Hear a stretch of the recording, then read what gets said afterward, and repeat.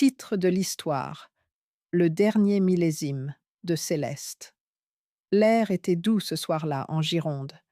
Une brise légère faisait frissonner les vignes qui s'étendaient à perte de vue autour du château de la Roche, ma demeure depuis 40 ans. À l'intérieur, le tintement du cristal et les rires feutrés de la haute société bordelaise résonnaient comme une mélodie que je connaissais par cœur. Je m'appelle Céleste de Valois. J'ai 70 ans ce soir, et je viens de commettre ce que beaucoup dans mon cercle considèrent comme une folie ou un coup de génie. J'ai vendu Tissage Céleste, mon entreprise de textile de luxe, pour la somme vertigineuse de 35 millions d'euros. Ce soir, c'était ma fête de départ à la retraite. Tout le gratin était là, mes anciens concurrents, le maire, mes amis de longue date et bien sûr, ma famille. Mon fils unique, Julien, et sa femme, Chloé. Ah, Chloé, ma belle-fille. Une femme d'une beauté glaciale, toujours vêtue des dernières collections parisiennes, avec un sourire qui n'atteignait jamais ses yeux. Elle jouait ce soir le rôle de l'hôtesse parfaite, virevoltant entre les invités, resservant du champagne, riant un peu trop fort. Julien, lui, semblait pâle.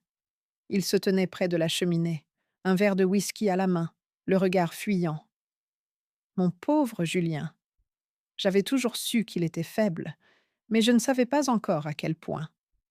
Je me tenais près de la grande baie vitrée, observant la scène avec ce détachement que l'âge et l'expérience vous confèrent. J'avais bâti un empire seul après la mort de mon mari. Je savais lire les bilans comptables, mais je savais surtout lire les gens. Et ce soir, quelque chose clochait.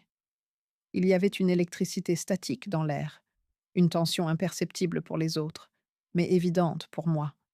C'est alors que je l'ai vu. Je m'étais retiré un instant dans l'ombre d'une grande plante en pot pour ajuster ma broche. De là, j'avais une vue directe sur le bar improvisé dans le petit salon adjacent. Chloé s'y trouvait seule. Elle pensait être à l'abri des regards. Je l'ai vue sortir une minuscule fiole de sa pochette Dior. Ses mains, d'habitude si assurées, tremblaient légèrement. Elle a débouché la fiole et a versé 3 gouttes d'un liquide clair dans une coupe de champagne spécifique, celle en cristal de baccarat avec le liseré doré, celle qu'elle savait être la mienne, car c'était la seule de ce service que j'utilisais pour les grandes occasions. Mon cœur a raté un battement. Le temps semblait s'être arrêté. Pendant une seconde, mon esprit a refusé d'accepter ce que mes yeux voyaient. C'est impossible, ai-je pensé. C'est du théâtre. C'est un médicament. C'est...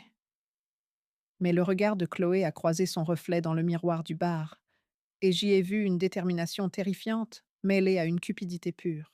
Elle a rangé la fiole, a pris la coupe empoisonnée, et a composé un sourire sur son visage, avant de se retourner pour rejoindre la salle principale.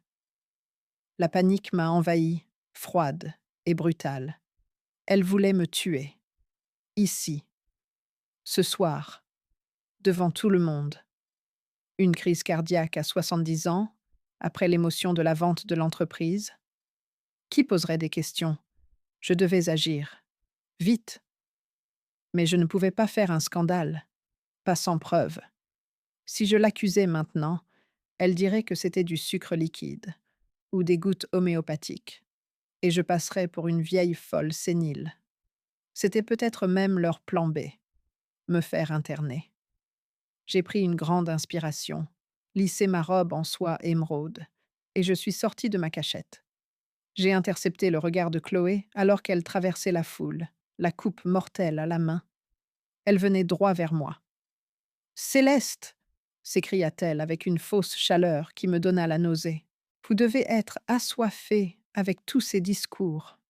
Tenez, j'ai gardé votre coupe préférée. Elle me tendit le verre. Le liquide doré pétillait innocemment. Merci, ma chère, dis-je, ma voix étonnamment stable. Je pris le verre.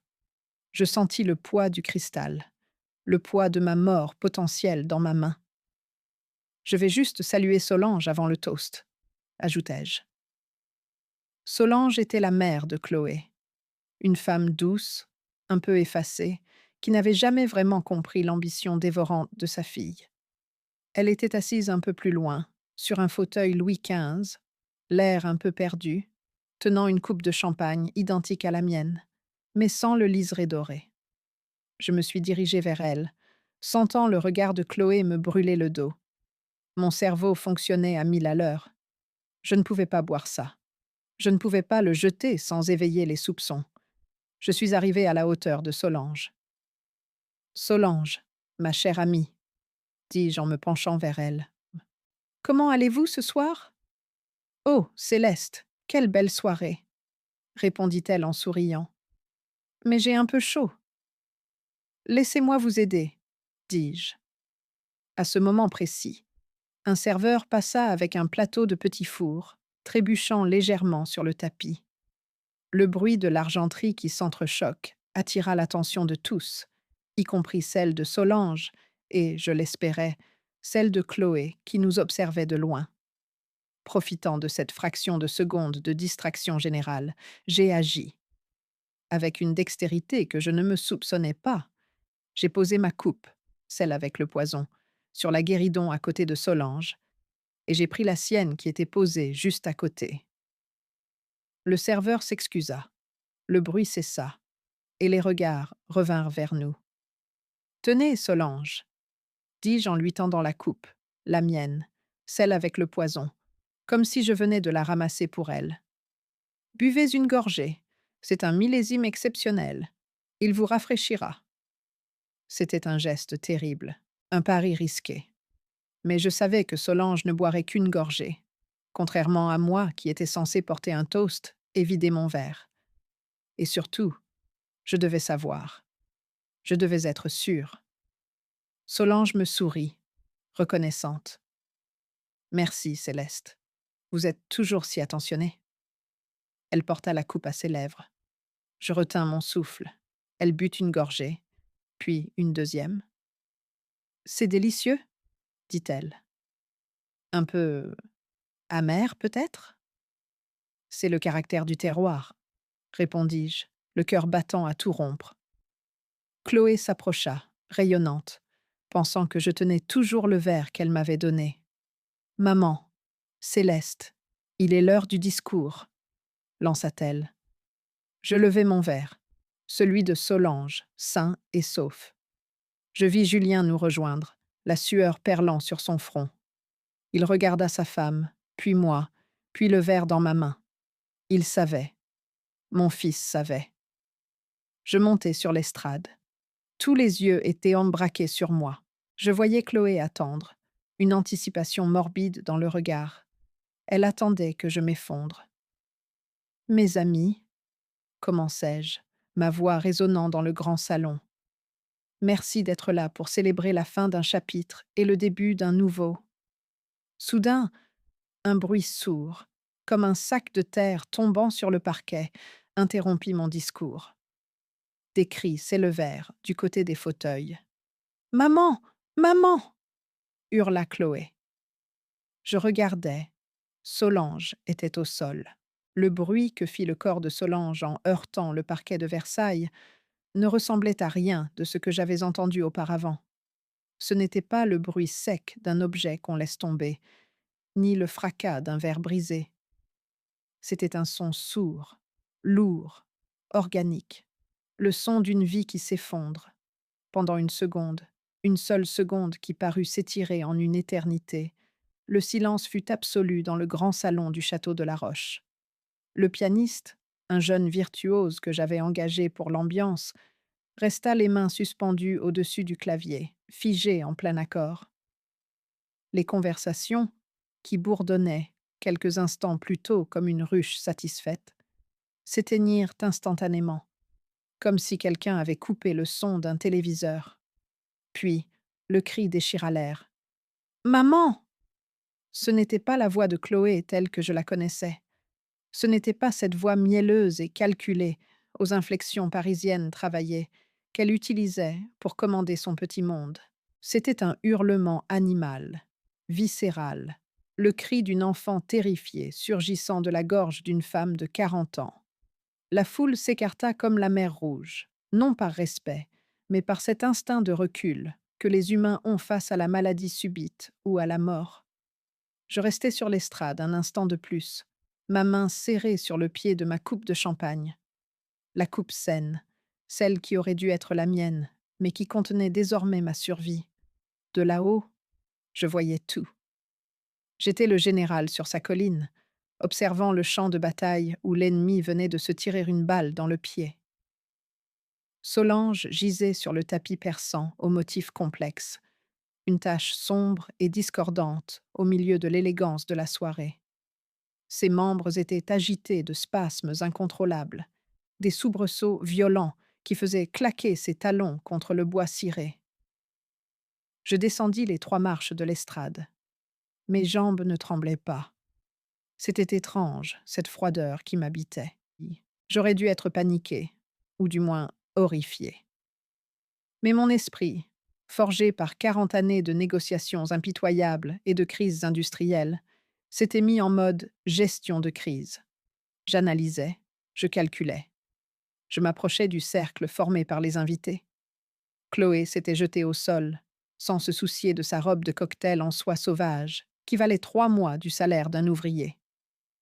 Elle secouait sa mère, tentant de la relever, un geste futile et dangereux. Maman, regarde-moi. Maman, arrête ça, hurlait-elle. Ne la touchez pas, ordonnai-je. Ma voix claqua comme un fouet, autoritaire et calme. Chloé leva les yeux vers moi. Son visage était ravagé. Le mascara coulait déjà, traçant des sillons noirs sur ses joues poudrées. Mais au fond de ses yeux, au-delà de la panique filiale, je vis l'horreur absolue de la compréhension.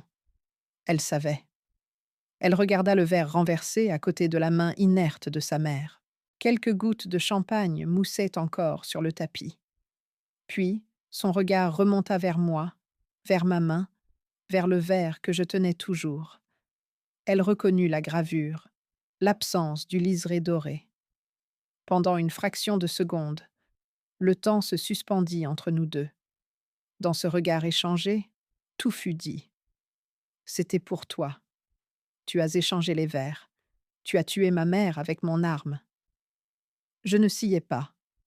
Je soutins son regard avec une intensité qui la fit frissonner malgré la chaleur de la pièce. Non, ma chère, disaient mes yeux. Tu as tué ta mère. Je n'ai fait que refuser de mourir. Julien arriva en courant, bousculant le maire de Bordeaux au passage. Il était livide, d'une pâleur cadavérique qui faisait ressortir les gouttes de sueur sur son front. « Qu'est-ce qui se passe? Bon Dieu, qu'est-ce qu'elle a ?» balbutia-t-il. Il tomba à genoux aux côtés de sa femme. Il ne regarda pas Solange. Il ne pouvait pas. Il regardait Chloé, cherchant des réponses, cherchant à comprendre si leur plan avait échoué par accident ou par sabotage. Solange émit un son gargouillant, terrifiant. Une écume rosée, mélange de salive et de champagne, commença à perler au coin de ses lèvres bleuies. Ses yeux étaient grands ouverts, révulsés, ne fixant rien d'autre que l'abîme. Elle suffoquait. « Appelez les pompiers !» criai-je à l'intention de mon chef de salle, qui se tenait en retrait, pétrifié. « Tout de suite!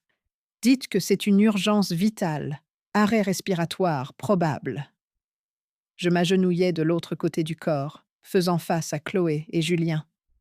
J'étais à une distance intime de mes assassins. Je pouvais sentir l'odeur du parfum coûteux de Chloé, maintenant mêlée à l'odeur aigre de la peur et de la bile. « Mettez-la en position latérale de sécurité, » dis-je en saisissant l'épaule de Solange. « Aidez-moi, Julien. » Mon fils se lâche, hésita. Ses mains tremblaient tellement qu'il arrivait à peine à toucher le bras de sa belle-mère. « Bon sang, Julien, bouge-toi !» sifflai-je. Nous basculâmes le corps lourd de Solange sur le côté. Elle vomit un liquide clair sur le tapis. Chloé poussa un cri d'effroi, portant ses mains à sa bouche pour étouffer un sanglot hystérique. « Elle a mangé quelque chose ?» demanda le docteur Morvan, un de mes amis cardiologues présents à la fête, qui se fraya un chemin à travers la foule. Il s'accroupit près de nous, prenant le poignet de Solange. Le pouls est filant. C'est de la tachycardie ventriculaire. Elle fait un choc. Il se tourna vers Chloé.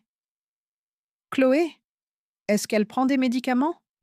Est-ce qu'elle a des allergies connues? Chloé était incapable de parler. Elle hyperventilait, ses yeux passant frénétiquement de sa mère à moi. Elle ne pouvait pas dire la vérité. Elle ne pouvait pas dire non, docteur. Elle n'est pas allergique. Elle vient juste de boire la digoxine que j'avais préparée pour ma belle-mère. Je je ne sais pas, bégaya-t-elle. Elle le cœur? Elle a le cœur fragile. C'était un mensonge, bien sûr. Solange avait le cœur solide d'une paysanne normande. Mais Chloé préparait déjà sa défense. Ou peut-être essayait-elle simplement de donner une explication plausible à ce cauchemar. Écartez-vous. Donnez-lui de l'air, tonna le docteur Morvan. Les invités reculèrent de quelques pas, mais personne ne partait. La curiosité morbide de la haute société est une force puissante. Ils chuchotaient, derrière leurs mains manucurées. J'entendais des bribes de phrases. Une attaque? À son âge. Le champagne était peut-être. Quelle tragédie pour Céleste! Oh oui, quelle tragédie pour Céleste! Je jouais mon rôle à la perfection. Je posais une main réconfortante sur l'épaule de Chloé, sentant ses muscles se tendre sous mon contact. Elle voulait me repousser, me griffer le visage, hurler ma culpabilité à la face du monde. Mais elle ne pouvait pas. Je la tenais. Elle était piégée dans son propre silence. Courage, ma chérie, murmurai-je assez fort pour que Julien n'entende. Les secours arrivent. Julien leva les yeux vers moi. Il y avait de la terreur pure dans son regard. Il venait de comprendre que je savais. Il avait vu ma main sur l'épaule de sa femme, mon calme olympien. Il savait que sa mère n'était pas dupe. Et pire que la police, pire que la prison, il craignait mon jugement. Il savait que je venais de signer la fin de son monde doré. Les minutes qui suivirent furent une torture psychologique raffinée. L'attente des pompiers sembla durer des heures. Chaque râle de Solange était un coup de marteau sur la conscience de sa fille. Je restais là, sentinelle immobile, observant la décomposition de leur arrogance. Chloé s'effondrait littéralement. Son masque social avait fondu. Elle n'était plus la mondaine sophistiquée qui m'avait tendu un verre empoisonné avec un sourire narquois 10 minutes plus tôt. Elle était une épave, tremblante, morveuse, répétant en boucle « Pardon, maman. Pardon, maman. » Pardon de quoi? De ne pas l'avoir protégée?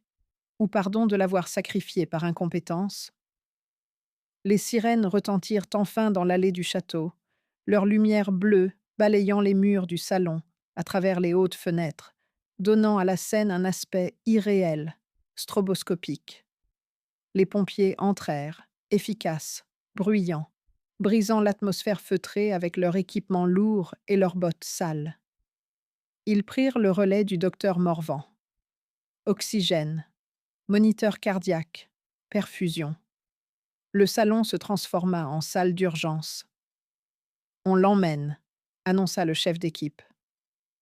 C'est critique. Hôpital Haut-l'Évêque, service de réanimation. Ils chargèrent de Solange sur la civière. Elle était inconsciente maintenant, sa peau d'une couleur grise cireuse. Chloé se releva, titubant, s'accrochant au bras de Julien pour ne pas tomber. « Je viens avec elle !» cria-t-elle. « Il n'y a qu'une place dans le camion, » dit le pompier. « Allez-y, Chloé, » dis-je doucement.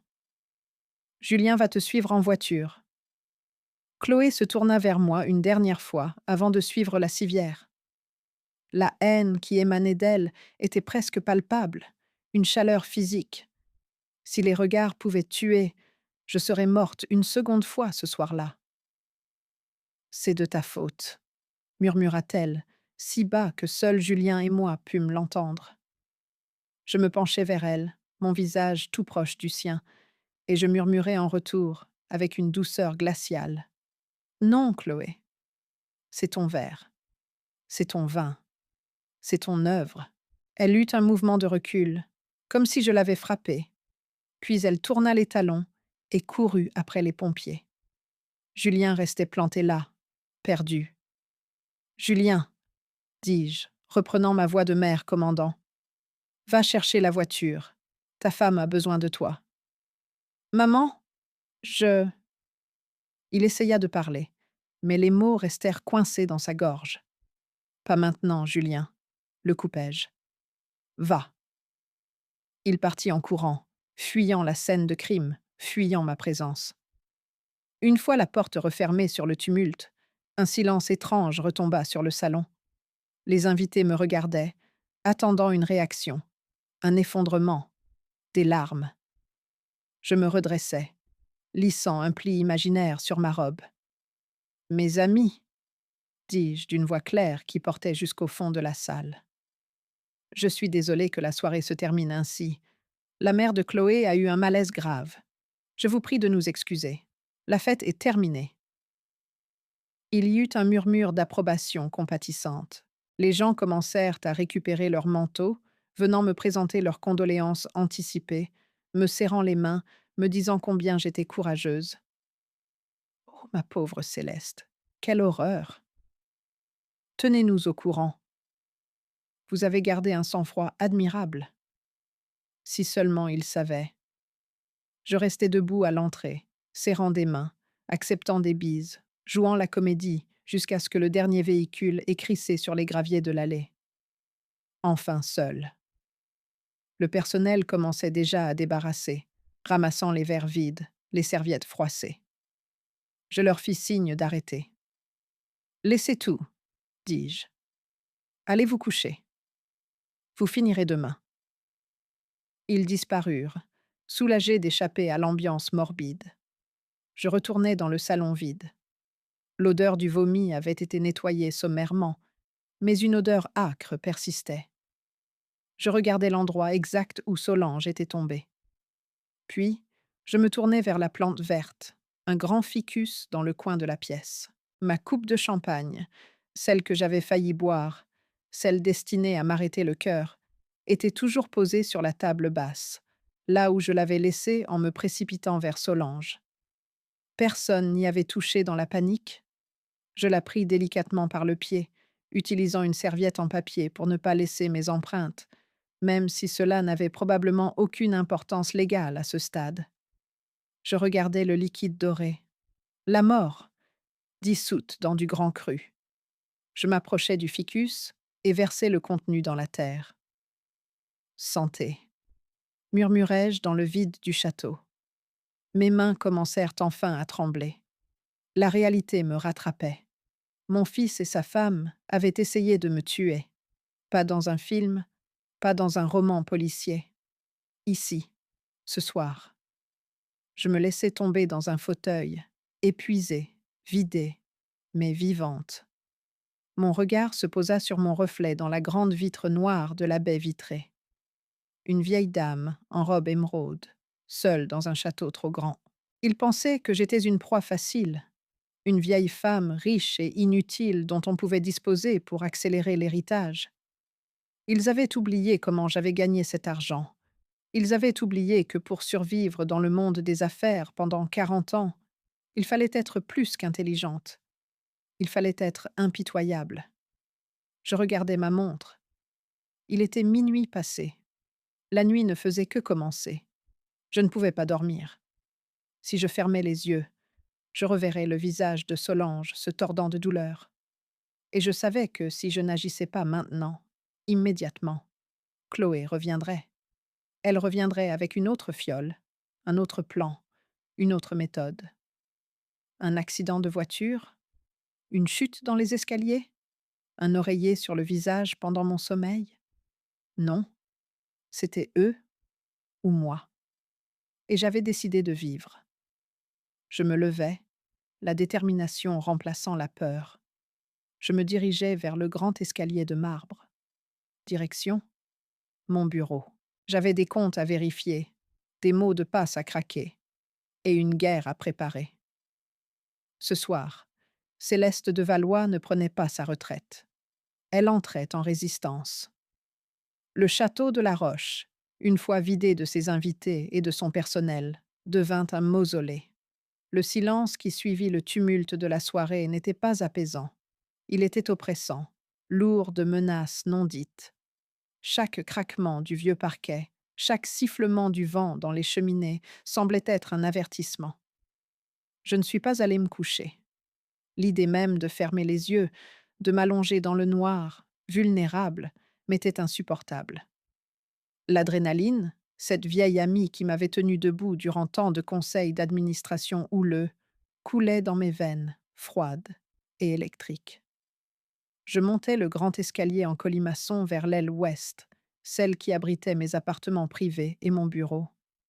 Mes talons claquaient sur la pierre avec un rythme militaire. Je n'étais plus une mère, ni une retraitée. J'étais un chef de guerre entrant dans son bunker. Une fois dans mon bureau, je fermais la porte à double tour. Je vérifiais la serrure 2 fois. Un réflexe dérisoire. S'ils voulaient vraiment entrer, une porte en chaîne ne les arrêterait pas, mais symbolique. Cet espace était mon sanctuaire. Ici, j'avais sauvé mon entreprise de la faillite en 2008. Ici, j'avais négocié des contrats qui avaient en fait trembler mes concurrents. Ici, j'allais démanteler la vie de mon fils. Je m'assis dans mon fauteuil en cuir, celui qui avait pris la forme de mon dos au fil des décennies. J'allumai la petite lampe de banquier au verre vert, plongeant la pièce dans une pénombre studieuse. J'ouvris mon ordinateur portable. L'écran s'illumina, projetant une lueur blafarde sur mes mains. Elles ne tremblaient plus. Elles étaient prêtes à frapper. J'avais toujours respecté la vie privée de Julien. C'était un principe d'éducation auquel je tenais, la confiance. Mais la confiance se mérite. Et ce soir, elle avait expiré au moment où une goutte de digoxine avait touché le fond d'une coupe en cristal. Je connaissais ces identifiants. Pas parce que je l'espionnais, mais parce que Julien était d'une paresse intellectuelle affligeante en matière de sécurité informatique. Il utilisait les mêmes mots de passe pour tout, depuis son adolescence. Et depuis 10 ans, ce mot de passe était invariablement une variation autour de Chloé. Je tapais l'adresse de sa banque en ligne. Identifiant, Valois 82, mot de passe. J'essayais Chloé Amour. Refusé. J'essayais Chloé 1985. Refusé. Je marquais une pause. Julien était sentimental, mais il était aussi prévisible. La date de leur mariage. Ce jour maudit où j'avais vu cette femme entrer dans notre famille avec son voile de dentelle et ses dents de loup. 04 juin 2012. L'écran clignota, une petite roue tourna, puis la page d'accueil de ses comptes s'afficha. Je pris une profonde inspiration, comme on le fait avant de plonger en apnée dans une eau trouble. Ce que je découvris dépassait mes pires cauchemars. Je m'attendais à voir des difficultés, peut-être quelques découverts, un prêt un peu lourd. Ce que je vis n'était pas une difficulté financière, c'était une scène de crime économique. Le compte courant principal était dans le rouge cramoisi, moins 4 500 €, et nous n'étions que le 15 du mois. Je cliquai sur l'onglet « Crédit ». La liste se déroula, interminable, comme un parchemin de la honte. Prêt immobilier principal. Il restait 800 000 € à payer sur leur maison des Chartrons. Prêt travaux. 150 000 €. 3 crédits à la consommation. De ces prêts revolving aux taux usuraires qu'on contracte en ligne à 3 heures du matin quand on est aux abois. Cofidis, Sofinco, CTLM. Total cumulé. 65 000 €. J'ouvris le détail des mouvements bancaires. C'était là que l'histoire se racontait, ligne après ligne. C'était le journal intime de leur déchéance. Je vis les dépenses de Julien. Des retraits d'espèces modestes, des pleins d'essence dans des stations discount, des déjeuners à 12 €. Il vivait comme un étudiant fauché. Puis je vis les dépenses liées à la carte Gold de Chloé. Galerie Lafayette, 2 400 €. Dior, Bordeaux, 3 800 €. Agence de voyage, luxe, évasion. 12 000 euros. Acompte Maldives. Clinique esthétique du parc. 4 500 euros. C'était obscène. Il se noyait, et Chloé buvait la tasse en commandant du champagne. Mais ce qui me glaça le sang, ce ne furent pas les dépenses, ce furent, non, les impayés. Je trouvai dans sa boîte mail, connectée automatiquement, merci Julien, des lettres de relance d'huissier, des mises en demeure. La banque menaçait de saisir leur maison. Ils avaient 3 mois de retard sur le prêt immobilier. La date butoir de la procédure de saisie était fixée au 30 du mois prochain, dans 45 jours. Je compris tout, l'urgence, la panique, la férocité. Ils n'attendaient pas ma mort pour s'enrichir et vivre une vie de luxe. Ils avaient ni besoin de ma mort pour ne pas finir à la rue. Ils avaient besoin de mes 35 millions pour boucher le trou béant qu'ils avaient recreusé sous leurs pieds. J'étais leur seule porte de sortie, mon assurance vie, mon héritage. C'était le parachute doré qu'ils attendaient pour atterrir en douceur après leur chute libre. Je restais un moment immobile, fixant l'écran. Je sentais une boule se former dans ma gorge, un mélange de dégoût et d'une tristesse infinie. Mon fils, mon petit Julien, que j'avais porté, bercé, éduqué. Il avait regardé ses chiffres, mois après mois, et au lieu de venir me voir, au lieu de me dire « Maman, j'ai fait des bêtises, aide-moi », il avait choisi le matricide. Il avait choisi de me sacrifier sur l'autel de la vanité de sa femme. Il était 3 heures du matin. Le château craquait sous le vent nocturne. Il était temps de passer à l'offensive. Je saisis mon téléphone. Je cherchais le numéro de Manon.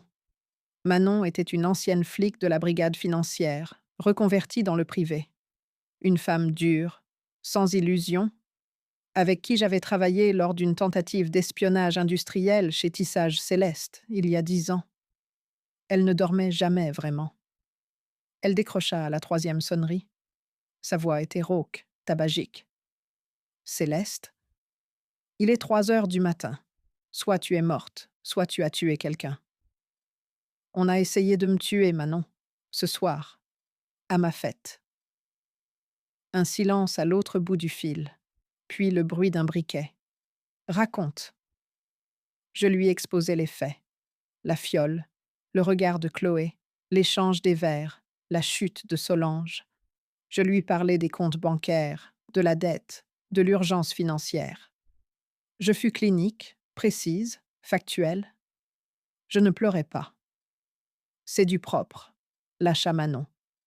La belle-fille aux dents longues et le fils castré. Classique, mais violent. Tu as des preuves? J'ai vu la fiole, j'ai vu le geste. Mais c'est parole contre parole. Le verre a probablement été lavé ou jeté dans la panique, sauf le mien. J'ai versé le contenu dans une plante, mais le verre est peut-être encore sur la table basse, ou un domestique l'a ramassé. C'est compromis. Il nous faut du tangible, Céleste. Si tu vas voir les flics maintenant avec juste tes yeux et des relevés bancaires, ils vont prendre ta plainte, mais ça va traîner. Et pendant ce temps, Chloé va réessayer. Une fois qu'on a franchi la ligne rouge, on ne recule plus. Je sais, c'est pour ça que j'ai besoin de toi.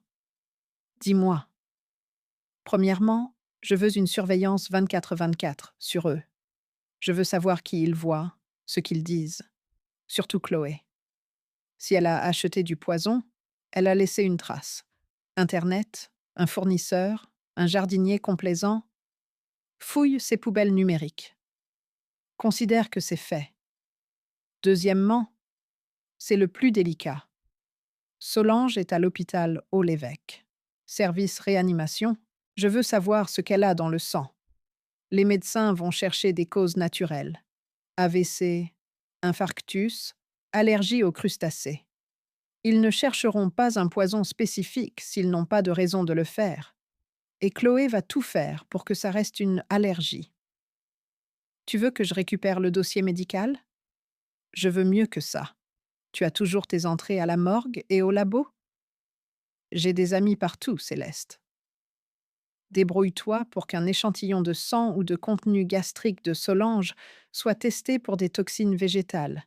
Digitaline, aconite, oléandre. Chloé se pique de jardinage botanique, c'est son nouveau hobby snob. Je parie ma fortune qu'elle n'a pas acheté ça en pharmacie. C'est illégal, Céleste. Si je me fais pincer, si tu te fais pincer, je paierai les meilleurs avocats de France. Je te vire 50 000 € d'honoraires provisionnels à l'ouverture des banques. Manon siffla. D'accord. Je lance la machine. Ferme tes portes, Céleste. Ne mange rien que tu n'as pas préparé toi-même. Je raccrochais. Une étape de franchie. Il me restait un appel à passer. Maître Bertrand, mon notaire, mon confident, mon ami d'enfance. Il était vieux jeu. Il détestait être réveillé. Mais c'était une urgence vitale.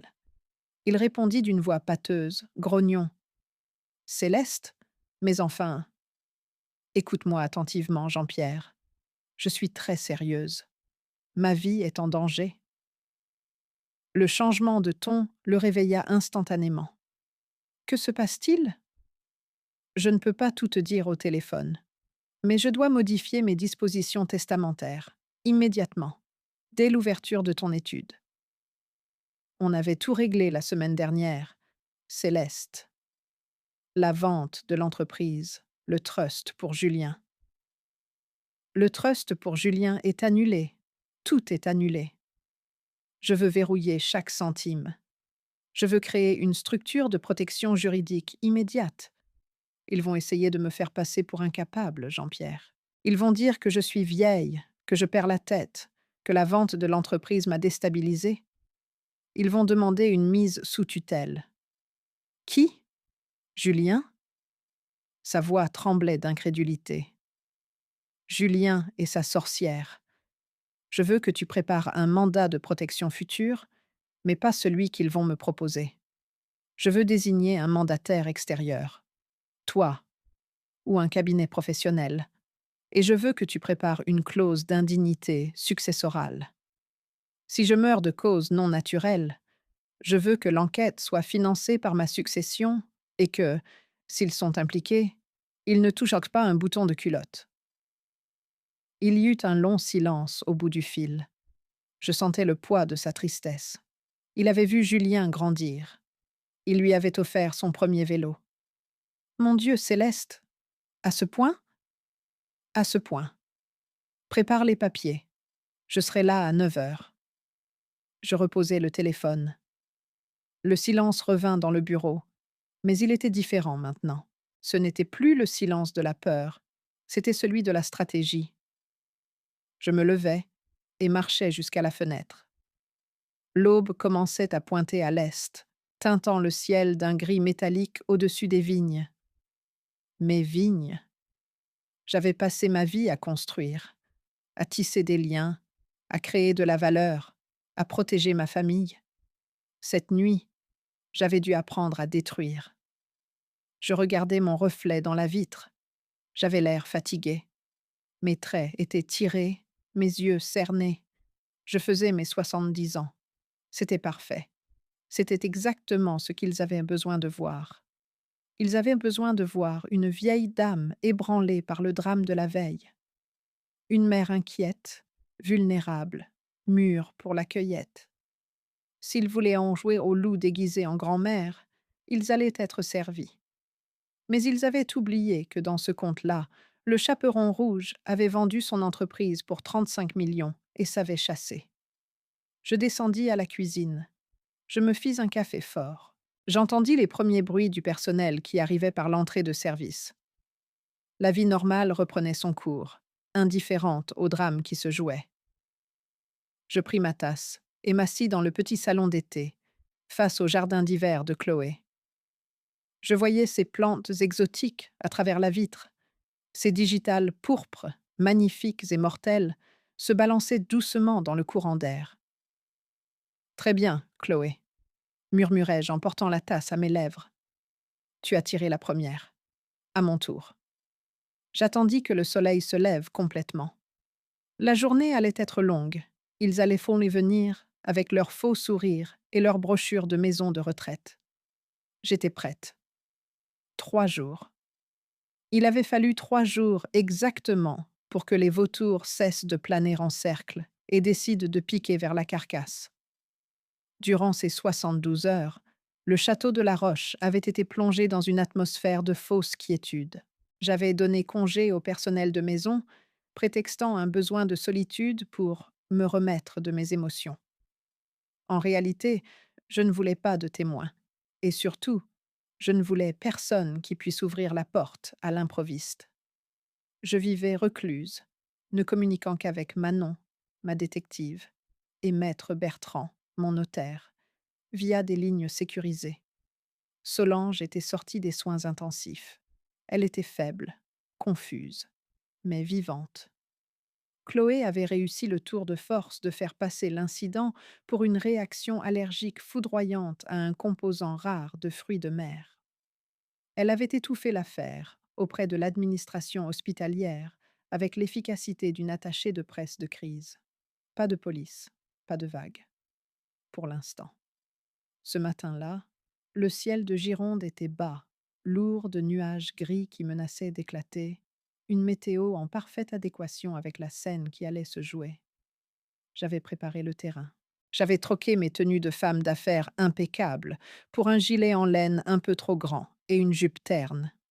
Je n'avais pas mis de maquillage, laissant mes cernes et la pâleur de mes 70 ans raconter une histoire de fragilité et de déclin. J'avais même sorti une vieille canne que mon mari utilisait à la fin de sa vie, la posant en évidence contre le fauteuil du petit salon. J'étais prête. Je n'étais plus Céleste de Valois, la dame de fer du textile. J'étais une vieille mère effrayée, mûre pour la cueillette. Vers 10 heures, la Porsche Cayenne de Julien, achetée à crédit, je le savais maintenant, crissa sur les graviers de l'allée. Je les observais par la fenêtre, dissimulés derrière le rideau de velours. Ils restèrent assis dans la voiture quelques minutes. Je vis Chloé gesticuler, probablement en train de répéter le scénario une dernière fois, tandis que Julien hochait la tête, le regard fixe, les mains crispées sur le volant. Il avait l'air d'un condamné montant à l'échafaud, mais il montait quand même. Lorsqu'ils sonnèrent, je pris mon temps pour aller ouvrir. Je voulais qu'ils s'impatientent, qu'ils s'inquiètent. Quand j'ouvris enfin la lourde porte en chêne, je m'appuyai ostensiblement sur la canne, mon autre main tremblant légèrement sur la poignée. « Maman !» s'exclama Julien. Il tenait un énorme bouquet de lys blanc, des fleurs d'enterrement. L'ironie était presque comique. « On a eu peur. Tu ne répondais pas au téléphone. »« Oh, Julien !» dis-je d'une voix chevrotante que je n'avais jamais utilisée de ma vie. « Je n'ai pas entendu. Je suis si fatiguée depuis l'autre soir. Entrez, je vous en prie. » Chloé s'avança pour m'embrasser. Le contact de sa peau froide contre ma joue me donna la nausée, mais je me laissai faire, m'affaissant même un peu contre elle, comme si je cherchais du soutien. « Ma pauvre Céleste, » roucoula-t-elle. « Vous avez l'air épuisée. Cette histoire avec maman vous a bouleversée, n'est-ce pas ?» Terrifiée, corrigeai-je en les guidant vers le salon. Voir Solange comme ça, si soudainement, ça m'a rappelé à quel point nous sommes peu de choses. Nous nous installâmes. Chloé refusa le café que je proposais. Elle ne prendrait aucun risque, évidemment, et s'assit au bord du canapé, le dos droit, telle une prédatrice aux aguets. Julien posa sa mallette en cuir sur la table basse. Le bruit du fermoir métallique résonna comme un coup de feu dans le silence de la pièce. « Maman », commença Julien, se penchant vers moi, les coudes sur les genoux, adoptant cette posture de sollicitude masculine qu'il pensait rassurante. On a beaucoup réfléchi avec Chloé. Ce qui est arrivé à Solange, c'était un avertissement. « Un avertissement ?» répétai-je, feignant l'incompréhension. « Oui. Imaginez que cela vous soit arrivé à vous, » intervint Chloé. « Vous êtes seule ici, Céleste, dans ce château immense, loin de tout. Si vous aviez fait un malaise, qui vous aurait trouvé? Vous auriez pu agoniser pendant des jours. Elle marquait une pause, laissant l'image macabre s'imprimer dans mon esprit. C'était une technique de vente classique. Créer la peur pour mieux vendre la sécurité. J'y ai pensé, admis-je en fixant mes mains. J'ai peur, mes enfants. Je me sens diminuée. Julien échangea un regard rapide avec sa femme. Il mordait à l'hameçon. C'est pour ça qu'on a cherché une solution, dit Julien. On ne veut pas que tu restes seule. On veut que tu sois en sécurité, entourée, choyée. Tu as travaillé toute ta vie, maman. Tu mérites de te reposer maintenant.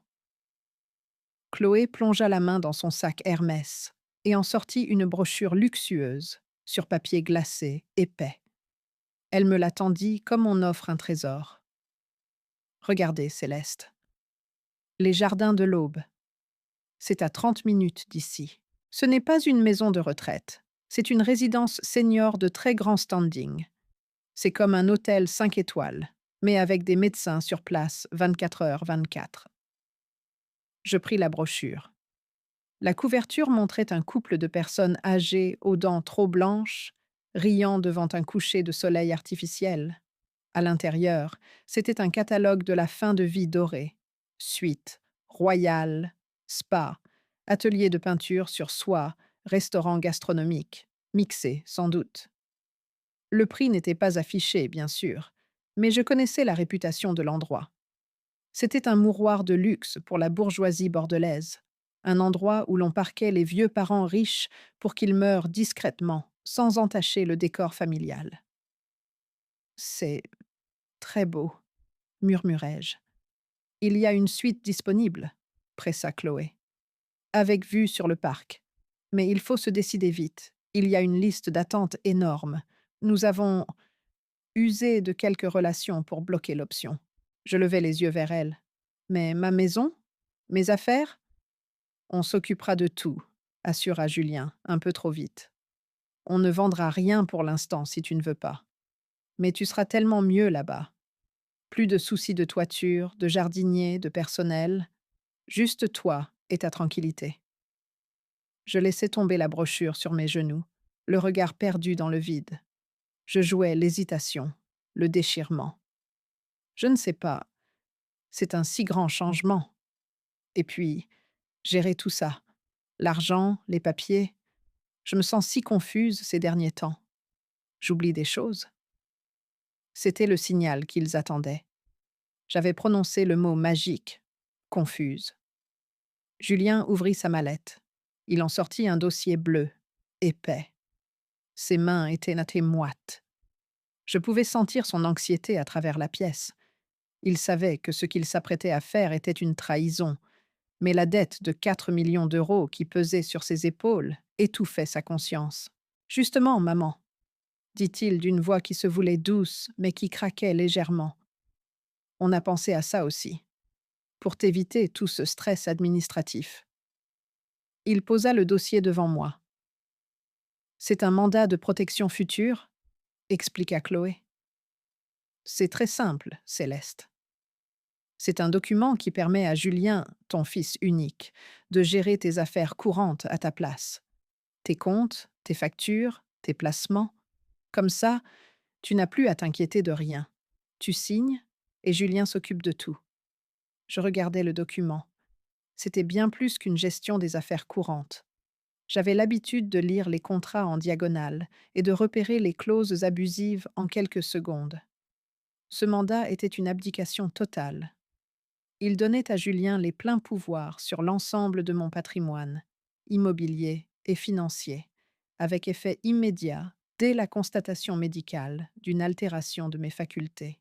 Et je ne doutais pas une seconde qu'ils avaient un médecin complaisant dans leur manche pour signer ce certificat dès demain. C'est pour ton bien, maman, ajouta Julien. Tu nous as toujours dit que tu voulais que l'héritage soit simple. Là, on anticipe. On protège ce que tu as construit. Protéger.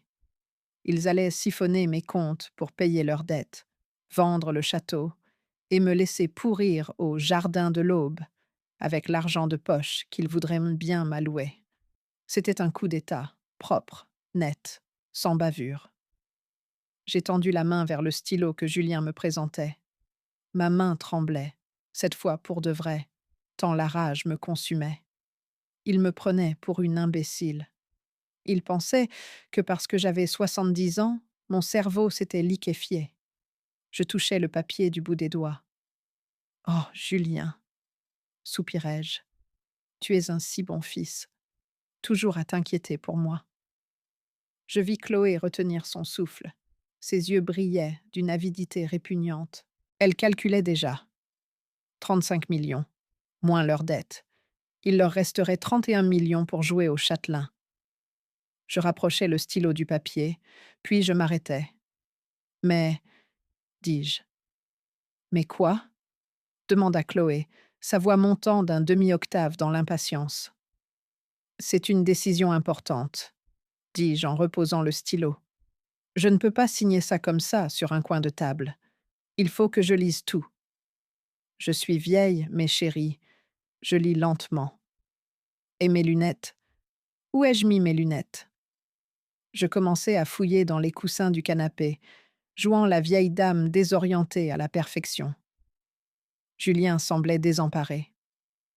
Maman, je peux te lire les passages importants. Non, non. Le lendemain matin, le soleil se leva sur les vignobles de la Roche avec une insolence radieuse. C'était une de ces journées de printemps trompeuses, où la lumière est crue, révélant chaque grain de poussière, chaque fissure dans les façades, chaque mensonge. Je m'étais levée à l'aube. J'avais abandonné le déguisement de la veilleille. Fini le gilet en laine miteux. Fini la canne. Fini les cheveux en désordre. Si je devais exécuter mon propre fils aujourd'hui, je le ferais en tenue de combat. J'avais choisi un tailleur Chanel noir, sobre, impeccable, et j'avais relevé mes cheveux en un chignon strict. J'avais appliqué mon rouge à lèvres, celui que je portais pour les conseils d'administration difficiles. J'avais donné des instructions précises à Manon, ma détective, et au commissaire Delorme, un vieil homme intègre que je connaissais depuis l'époque où mon mari siégeait au conseil municipal. Il serait là, caché, prêt. À midi pile, la voiture de Julien s'arrêta devant le perron. Je les observais depuis la fenêtre de l'étage. Ils sortirent du véhicule avec une légèreté nouvelle. Chloé portait une robe blanche, virginale, presque indécente compte tenu des circonstances. Julien avait mis une cravate.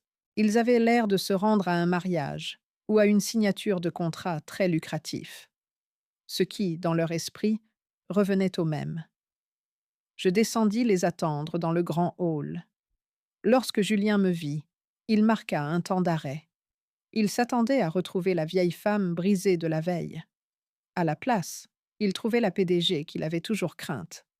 « Maman ?» dit-il, incertain. « Tu as l'air en forme. » « La nuit porte conseil, mon fils, » répondis-je avec un sourire énigmatique. J'ai beaucoup réfléchi, et j'ai pris mes décisions. Chloé s'avança, plissant les yeux. Elle n'aimait pas ce changement d'attitude, mais l'appât du gain était trop fort pour qu'elle s'arrête à des détails. « C'est merveilleux, Céleste !»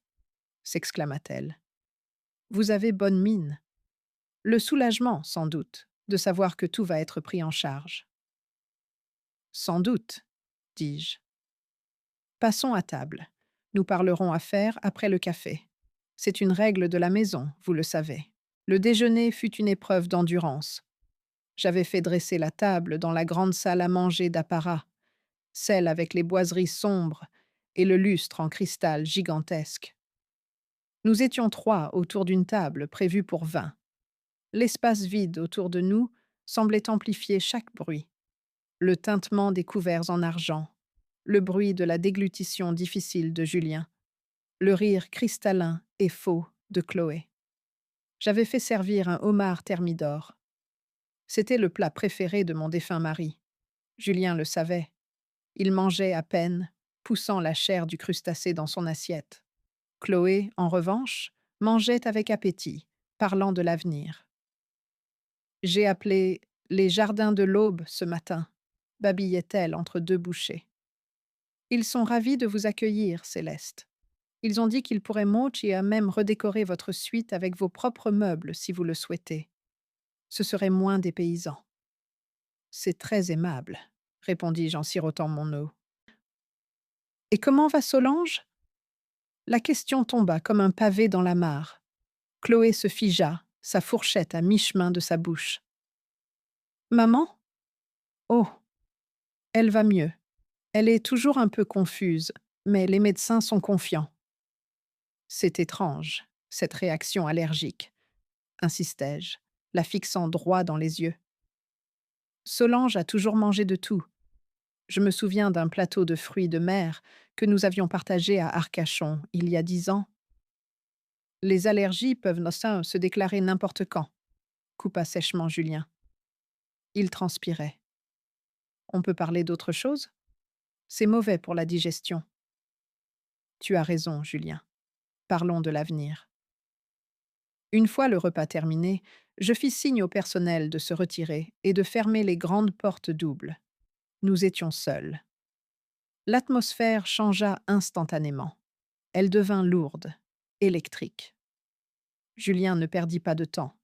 Il posa sa mallette sur la table, écartant les tasses à café. Il sortit le dossier bleu, le fameux mandat de protection future. Alors? Demanda-t-il, sa voix trahissant une impatience fébrile. Tu as pu lire? Je pris le dossier. Je le caressais du bout des doigts, comme un objet précieux. J'ai tout lu, Julien. Chaque ligne, chaque alinéa. Je marquai une pause, savourant leur tension. C'est un document très complet. Il te donne absolument tous les pouvoirs. La vente des biens, la gestion des comptes bancaires, le choix de mon lieu de résidence. C'est une abdication totale de ma liberté. C'est une protection, Céleste, intervint Chloé, agressive. À votre âge, la liberté est un risque. Nous voulons juste éviter que vous ne fassiez des erreurs, que vous soyez victime d'escrocs. Je retins un rire amer. L'ironie était si pure qu'elle en était presque belle. Des escrocs. Oui, il y en a tellement de nos jours.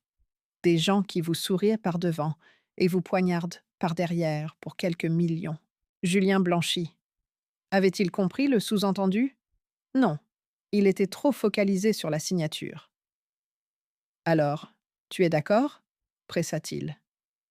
Il sortit son stylo Mont-Blanc, celui que je lui avais offert pour ses 30 ans. Il dévissa le capuchon et me le tendit. Je pris le stylo. Le métal était froid contre ma peau.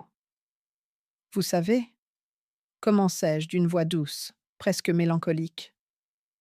J'ai bâti mon entreprise sur un principe simple. La confiance n'exclut pas le contrôle.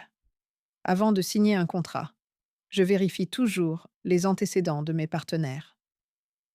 Chloé se raidit. Que voulez-vous dire? Je posai le stylo sur la table, sans signer.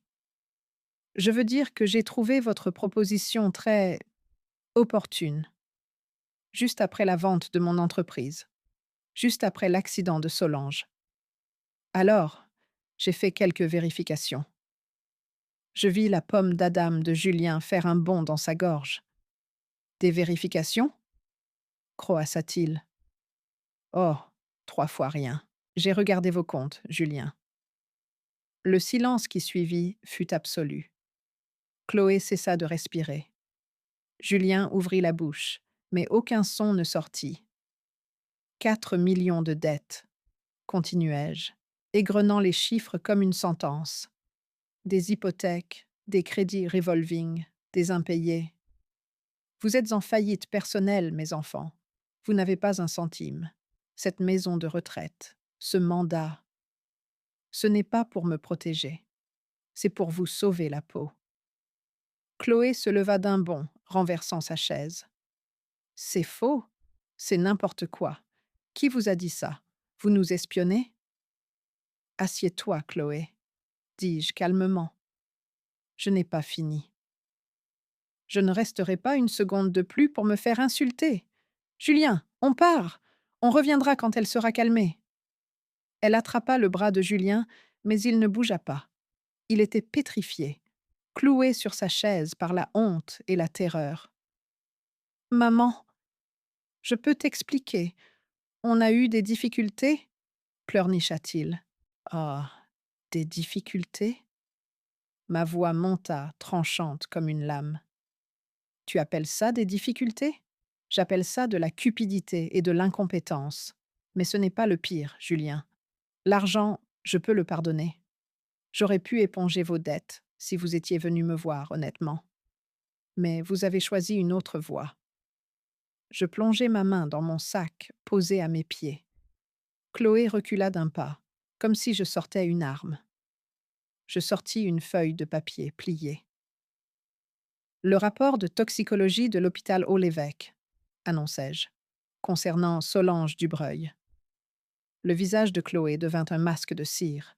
Plus aucune couleur, plus aucune vie, juste la peur brute. Digoxine, lus-je, une dose massive, mortelle pour quiconque n'a pas la constitution d'un bœuf. C'est drôle, Chloé. Tu as de très belles digitales pourpres dans ton jardin d'hiver, n'est-ce pas? Ce n'est pas moi, murmura-t-elle. Je n'ai rien fait. C'est un accident. Arrête, criai-je, frappant la table du plat de la main. Arrête de me prendre pour une imbécile. J'ai vu la fiole, Chloé. Je t'ai vu verser le poison dans mon verre. J'ai échangé les coupes. C'est moi que tu voulais tuer. Julien leva les yeux vers moi, ses yeux exorbités d'horreur. Quoi? Maman? Tu as échangé les verres? Oui, Julien. Ta femme a essayé de m'assassiner et ta belle-mère a payé le prix. Et toi?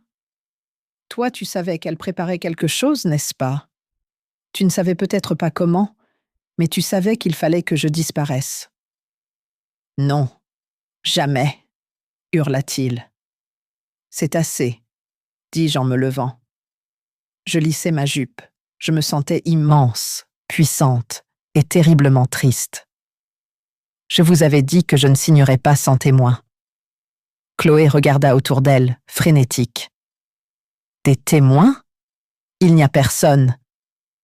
Je pris la petite clochette en argent posée sur la table et la fis tinter. Un son clair, pur. Entrez, messieurs, dis-je. Les grandes portes du fond de la salle s'ouvrirent à la volée. Ce n'était pas le majordome.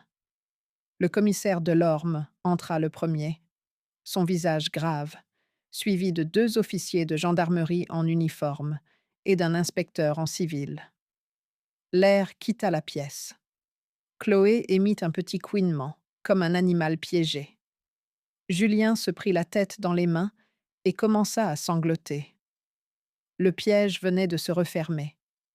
L'irruption de la police dans une demeure comme le château de la Roche est un événement d'une violence inouïe. Non pas physique, mais symbolique. C'est la réalité crue, sale et bureaucratique qui vient souiller la soie et l'argenterie. Le commissaire Delorme s'avança dans la salle à manger. Je le connaissais depuis 30 ans. Nous avions partagé des dîners caritatifs, des inaugurations. Mais ce jour-là, il ne me regarda pas comme une amie. Il me regarda comme une victime et un témoin. Son visage était fermé, professionnel, impénétrable. Derrière lui, les 2 gendarmes restèrent en retrait près de la porte, mains posées sur leurs ceinturons, bloquant toute issue. L'inspecteur en civil, un homme plus jeune au regard acéré, sortit un carnet de sa poche. Le silence qui suivit leur entrée fut si dense qu'on aurait pu entendre la poussière retomber. Julien s'était levé d'un bond, renversant sa chaise Louis XVI qui s'écrasa sur le parquet avec un fracas de bois mort. Il regardait les uniformes avec l'expression d'un enfant pris en faute, une terreur primaire et stupide. Chloé, elle, avait une réaction différente. Elle tentait de rassembler les lambeaux de sa dignité bourgeoise, comme on remet en place une coiffure décoiffée par le vent. Elle se redressa, leva le menton et adopta ce ton hautain qu'elle réservait aux serveurs qui se trompaient dans sa commande. « Qu'est-ce que cela signifie » lança-t-elle d'une voix qui se voulait cinglante, mais qui tremblait sur les bords. C'est une propriété privée? Qui vous a permis d'entrer? Céleste, dis-leur de partir immédiatement. C'est grotesque. Je restais assise, mes mains croisées sur la nappe blanche, à côté de mon assiette de homard à peine entamée. Je pris une gorgée de thé, lentement, délibérément. Je ne peux pas faire ça, Chloé, dis-je doucement. C'est moi qui les ai invités. Ils sont ici pour le dessert. Le commissaire Delorme s'arrêta à 2 mètres de la table. Il ignora Julien et fixa son regard sur ma belle-fille. Madame Chloé de Valois demanda-t-il. Ce n'était pas une question, c'était une identification. C'est moi, et vous commettez une grave erreur. Mon beau-père est avocat, Je vous arrête, la coupa Delorme, sa voix couvrant la sienne sans effort. Pour tentative d'assassinat avec préméditation sur la personne de Madame Céleste de Valois, et pour administration de substances nuisibles ayant entraîné une infirmité permanente sur la personne de Madame Solange Dubreuil. Les mots flottèrent dans l'air, lourds et toxiques. Tentative d'assassinat. Préméditation. Chloé émit un rire nerveux, strident, qui ressemblait au bris d'un verre. Assassinat? Vous êtes fou! C'est délirant! Maman a fait une allergie. C'est un accident. L'inspecteur en civil s'avança. Il tenait une pochette transparente à la main. À l'intérieur, un rapport frappé du sceau d'un laboratoire médico-légal. « Madame, dit-il calmement, nous avons saisi le dossier médical de votre mère ce matin, sur commission rogatoire. Les analyses toxicologiques approfondies, demandées par Madame de Valois, sont formelles. Ce n'était pas une allergie aux crustacés. Le sang de Madame Dubreuil contenait une concentration létale de digoxine. » Il marqua une pause, laissant l'information pénétrer. « La digoxine, poursuivit-il, est le principe actif de la digitale pourpre.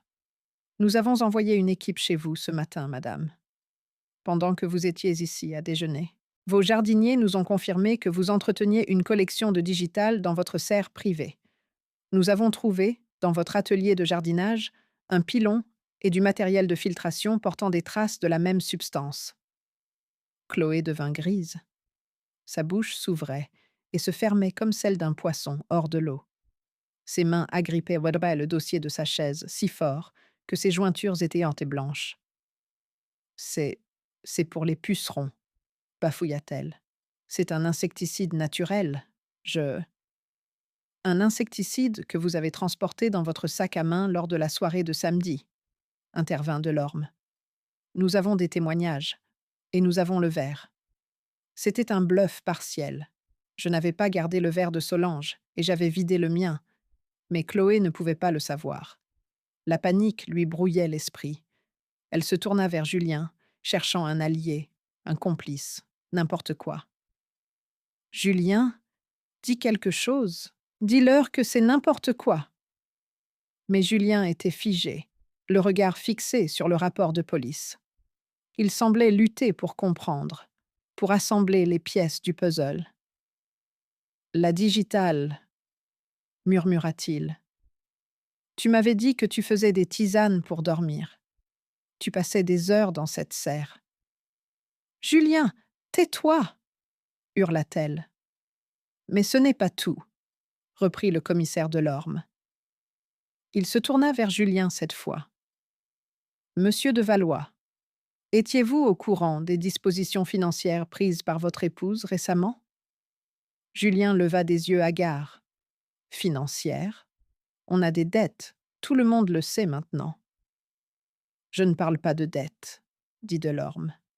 Il sortit un second document.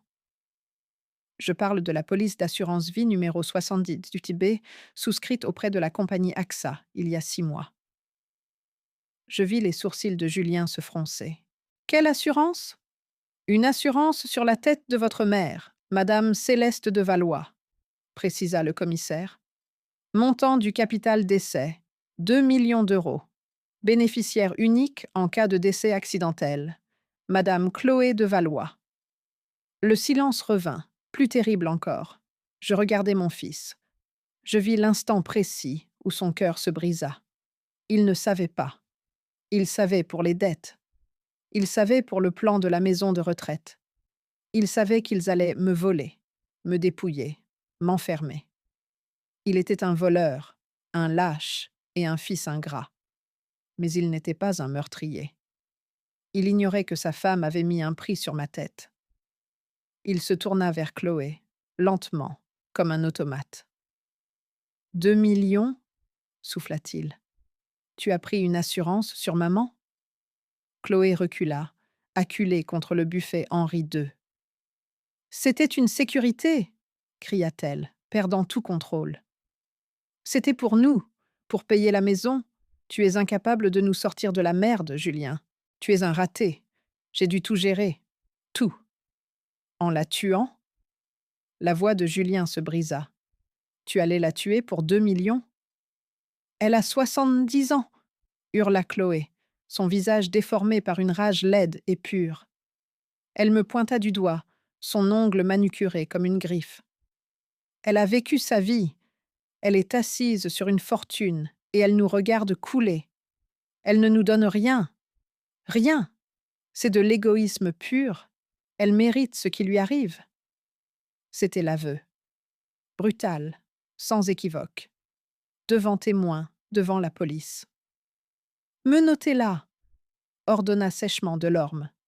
Les 2 gendarmes s'avancèrent. Chloé tenta de se débattre. Elle renversa un vase Ming qui se brisa en 1000 morceaux, un détail insignifiant dans le désastre ambiant. Non, ne me touchez pas, Julien. Fais quelque chose. Julien ne bougea pas. Il regardait la femme qu'il aimait depuis 10 ans se faire menotter, les bras tordus dans le dos, le visage écrasé contre le bois du buffet par un gendarme impassible. Il pleurait, des larmes silencieuses qui coulaient sur ses joues pâles. « Vous n'avez pas le droit !» continuait de hurler Chloé alors qu'on la relevait. Sa robe blanche était froissée, ses cheveux défaits. « C'est un complot. C'est elle, c'est la vieille. Elle a tout manigancé. Elle me déteste. » Elle cracha dans ma direction. Le postillon atterrit sur la nappe, à quelques centimètres de ma main. Je ne bougeais pas d'1 millimètre. Je la regardais avec une pitié froide. « Emmenez-la, » dit Delorme. Ils la traînèrent morte vers la sortie. Ses cris résonnèrent dans le grand hall, ricochant contre les murs de pierre, de plus en plus lointains, jusqu'à ce que la lourde porte d'entrée se referme, étouffant ses hurlements.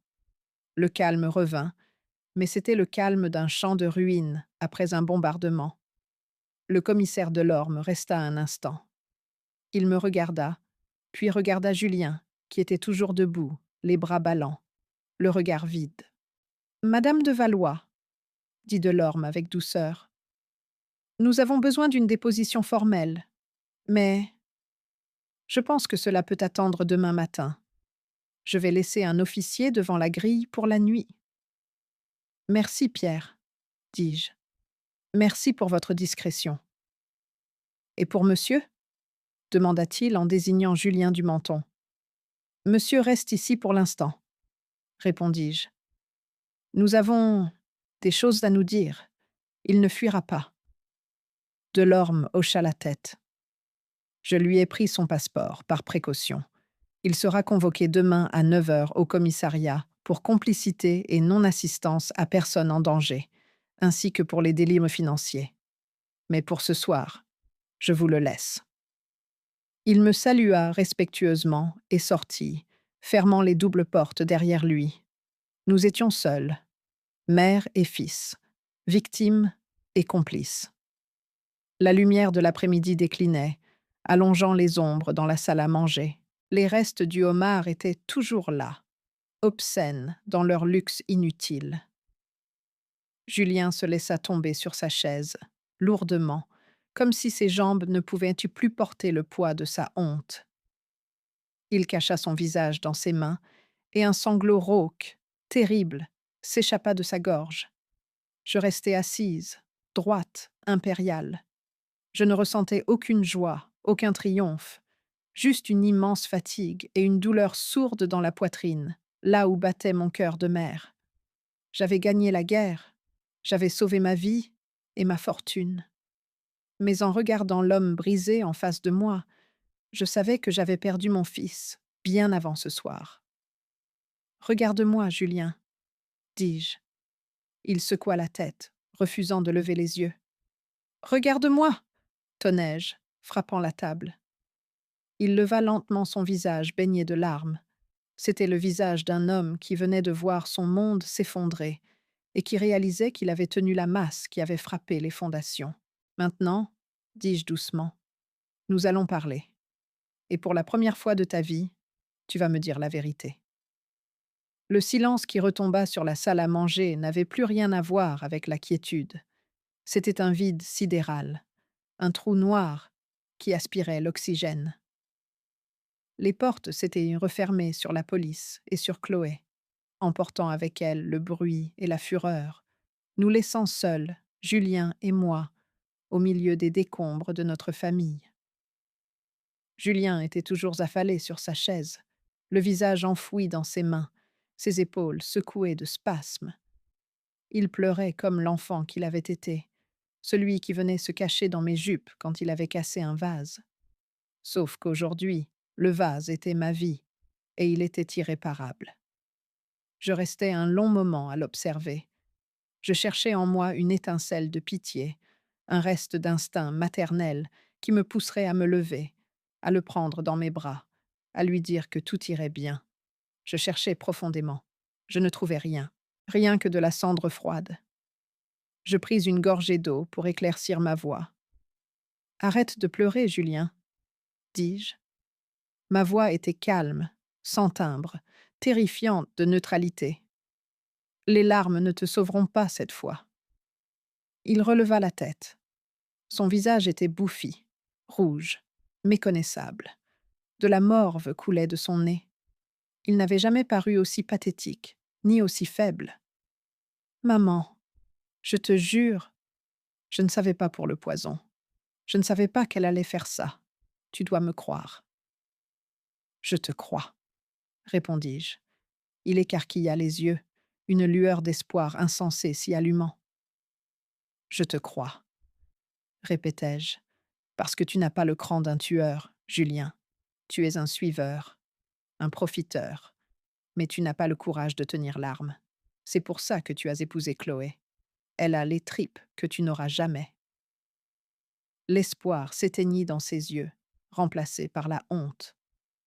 Mais ne crois pas que cela t'innocente, poursuivis-je, me penchant en avant. Chut, tu ne voulais peut-être pas me tuer physiquement, mais tu voulais m'effacer. Tu as signé ce mandat.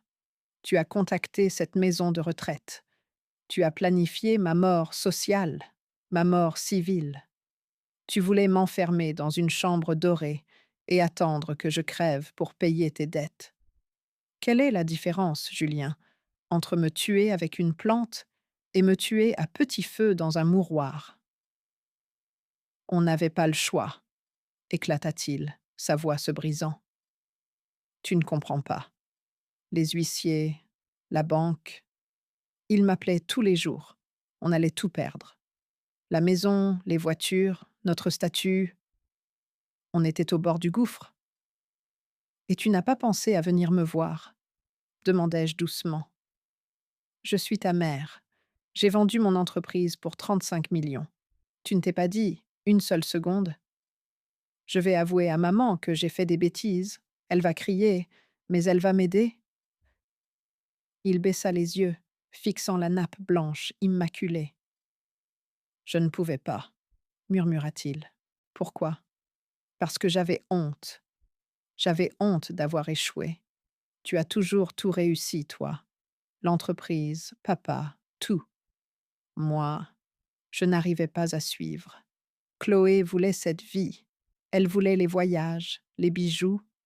Je voulais être l'homme qui pouvait lui offrir ça. Si je t'avais demandé de l'aide, tu m'aurais regardé avec ce regard. Ce regard que tu as maintenant.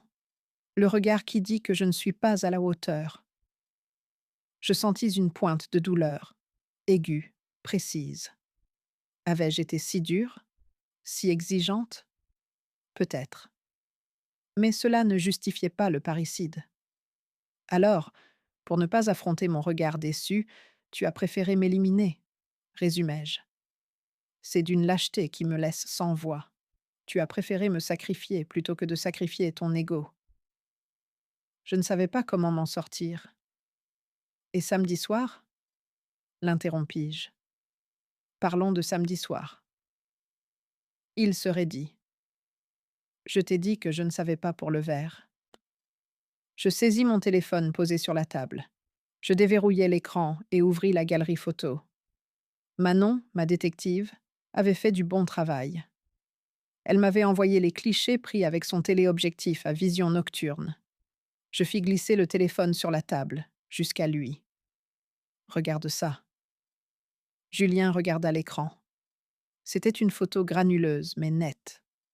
On y voyait l'intérieur de sa voiture, sur le parking, après l'évacuation de Solange. Chloé était au volant, hurlant, le visage déformé. Julien était passager, la regardant avec une expression d'horreur absolue. Manon, la personne qui a pris cette photo, lit très bien sur les lèvres, dis-je. Elle m'a rapporté votre conversation. Tu lui as demandé: qu'est-ce que tu as fait? Et elle t'a répondu: j'ai fait ce qu'il fallait faire. Tais-toi, ou on plonge tous les deux. Julien devint gris. Tu as su, Julien. À la seconde où Solange est tombée, ou du moins juste après, tu as su. Tu as compris que ta femme avait tenté de m'empoisonner et qu'elle s'était trompée de cible. Et qu'as-tu fait? As-tu couru voir la police? Es-tu venu me prévenir que ma vie était en danger? Il ne répondit pas. Il tremblait de tous ses membres. Non, continuai-je, impitoyable. Tu es rentré chez toi. Tu as dormi avec elle. Et le lendemain, tu es revenu ici avec des fleurs et une brochure de maison de retraite. Tu as su qu'elle était une meurtrière et tu as décidé de continuer l'escroquerie. C'est ça qui fait de toi un monstre, Julien. Pas le poison, le silence. J'avais peur, cria-t-il. Elle m'a dit qu'on irait en prison, qu'on perdrait Valérie. Elle m'a dit que c'était fini, qu'elle ne recommencerait pas, qu'on devait juste te mettre sous tutelle pour récupérer l'argent et fuir. J'ai paniqué, maman. Tu as paniqué? Je répétais ces mots, les goûtant comme un vin bouchonné. Tu as paniqué. Et pendant que tu paniquais, Solange était en réanimation, luttant pour sa vie à cause de votre cupidité. Et moi, je dormais ici, sans savoir que mon fils complotait ma fin. Je me levais lentement. Mes jambes étaient lourdes, mais je me tenais droite. Tu sais ce qui me fait le plus mal? Demandai-je. Ce n'est pas l'argent, ce n'est pas le complot. C'est que tu n'as même pas eu le courage de me regarder dans les yeux quand tu m'as tendu ce stylo tout à l'heure. Tu savais que tu signais mon arrêt de mort, et tu regardais tes chaussures. Je fis le tour de la table et m'arrêtai derrière lui. Il ne bougea pas, recroquevillé sur lui-même. Il y a un stylo Mont-Blanc sur la table, dis-je. Celui que je t'ai offert pour tes 30 ans. Prends-le. Il hésita, puis tendit une main tremblante pour saisir le stylo de luxe. C'est tout ce que tu emporteras d'ici, dis-je. Il se retourna sur sa chaise, me regardant avec incompréhension. Maman? Tu n'as plus de mère, Julien. Ta mère est morte samedi soir, dans ce verre de champagne. La femme qui est devant toi est Céleste de Valois, et tu es un étranger qui a essayé de l'escroquer. Tu ne peux pas faire ça. Je suis ton fils. Être mon fils ne te donne pas le droit de disposer de ma vie. Être mon fils, c'était un privilège, pas une immunité diplomatique. Tu as brisé le contrat le plus sacré qui soit. Je pointai la porte du doigt. Un geste théâtral, mais nécessaire. Sors, maintenant. Où veux-tu que j'aille? Pleura-t-il. La police à ma maison, mes comptes sont bloqués, Chloé est en prison, je n'ai nulle part où aller. Tu as 2 bras et 2 jambes. Débrouille-toi. Va à l'hôtel, dors dans ta voiture, va chez l'armée du salut. Ce n'est plus mon problème. Il se leva difficilement, comme un vieillard. Il me regarda une dernière fois, cherchant une trace de pardon, une faille dans mon armure. Je t'aime, maman, sanglota-t-il. C'était le coup de grâce, l'ultime manipulation, l'utilisation de l'amour comme d'une arme. Je le regardais froidement. Si c'est ça ton amour, Julien, je préfère la haine de ta femme. Au moins, elle était honnête dans sa violence. Il baissa la tête, vaincu. Il prit sa mallette, garda le stylo serré dans son poing comme une relique et se dirigea vers la porte. Ses pas résonnaient sur le parquet. Quand il eut la main sur la poignée, je parlais une dernière fois. Julien. Il se retourna, un espoir fou sur le visage. N'essaie jamais de me contacter. Si tu approches de cette propriété, je porterai plainte pour harcèlement. Si tu m'écris, je brûlerai les lettres. Tu es seul maintenant. Apprends à vivre avec ça. Il ouvrit la porte et sortit dans le hall.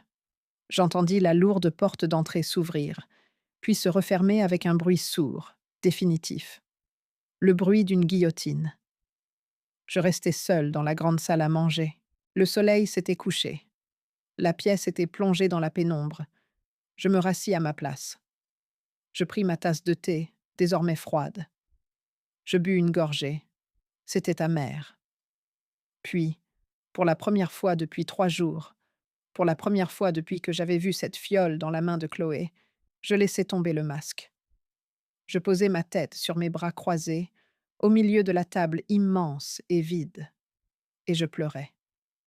Je pleurais la perte de mon fils, non pas par la mort, mais par la vie. Je pleurais l'innocence perdue, la confiance brisée. Je pleurais parce que j'avais gagné et que cette victoire avait le goût de la cendre. Mais je savais, au fond de moi, que j'avais fait ce qu'il fallait. J'avais coupé la branche pourrie pour sauver l'arbre. J'étais vivante. Et demain, il faudrait commencer à reconstruire sur ces ruines. Les mois qui suivirent l'arrestation furent une épreuve d'une nature différente. Si la nuit du drame avait été une guerre éclair, violente et immédiate, la procédure judiciaire fut une guerre de tranchées, lente, boueuse et usante. Bordeaux est une ville de province déguisée en capitale. Tout se sait, tout se murmure.